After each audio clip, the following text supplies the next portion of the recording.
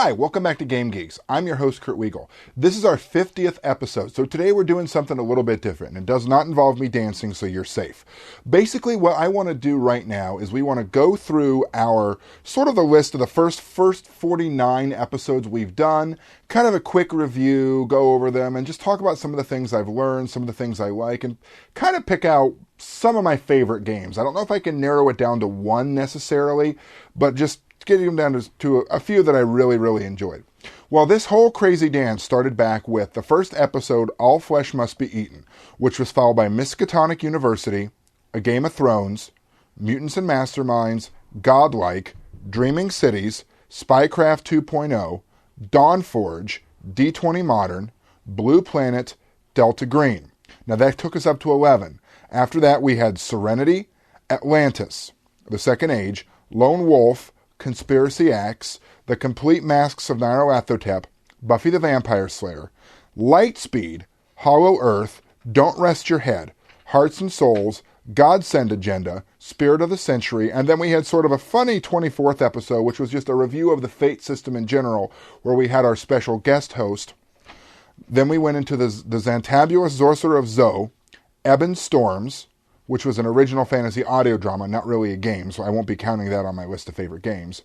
Army of Darkness, D20 Future, Scion, All Tomorrow's Zombies, Wild Talents, Primetime Adventures, Dawning Star, Call of Cthulhu, the role-playing game itself, Delta Green Eyes Only, which was a supplement for number 11, Delta Green, Fading Suns, Midnight, the Battlestar Galactica role-playing game, followed by Monty Cook's World of Darkness, then the real World of Darkness as presented by White Wolf Games, Angel, the role-playing game, then another supplement for Call of Cthulhu, which was The Secrets of Kenya and The Secrets of Los Angeles, Earth Dawn, Traveler 20, Iron Gauntlets, Mansions of Madness, and Beyond the Mountains of Madness, sort of a whole madness theme there, Savage Worlds and Deadlands Reloaded, Burning Empires, Solomon Kane, and this review episode.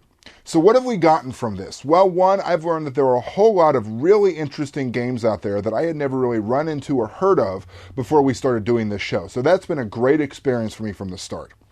Second, let's narrow this down. What are some of my favorite games from this list? Well, that's interesting.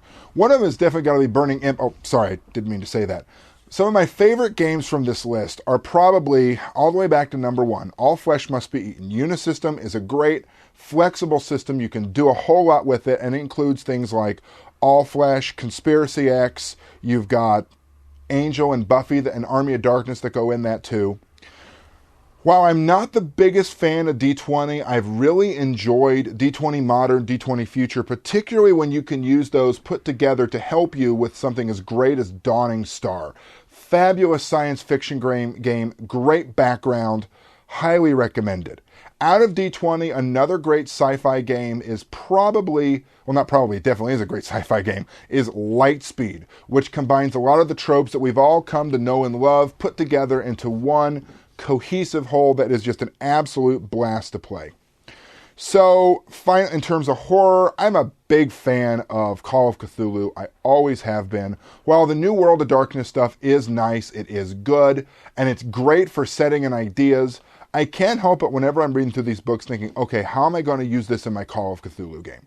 It's just something I naturally do. In terms of something brand new that just smacked me in the head and was so much fun I couldn't believe it, Savage Worlds, and particularly Solomon Kane was great. Deadlands Reloaded was a lot of fun. I like the new system. The Savage World system was new to me, and I really grooved on it and liked it a lot. Supers, got to go with Godsend Agenda. While the other Supers games we did were a lot of fun, Godsend Agenda had such a nice background, a very rich, detailed background that brought in a lot of really interesting ideas and reasons for Supers, coupled with the D6 system, which I've been a fan of for a very long time.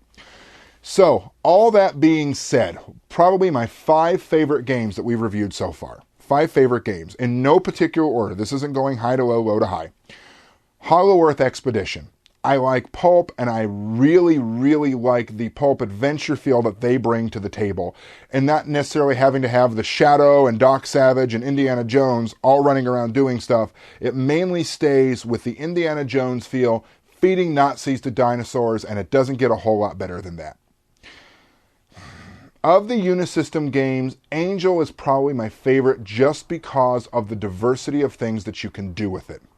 There's a lot you can do with Angel that game brings to the table, that while all the Unisystem games are modular and you can port in different pieces, Angel, I think, in terms of cinematic Unisystem, gives you the broadest, most interesting whole. A D20 game, probably Monty Cook's World of Darkness, that just brings such an interesting point of view on a new approach to the World of Darkness, a really good way of bringing high action, high octane horror to your table, that I really enjoyed that.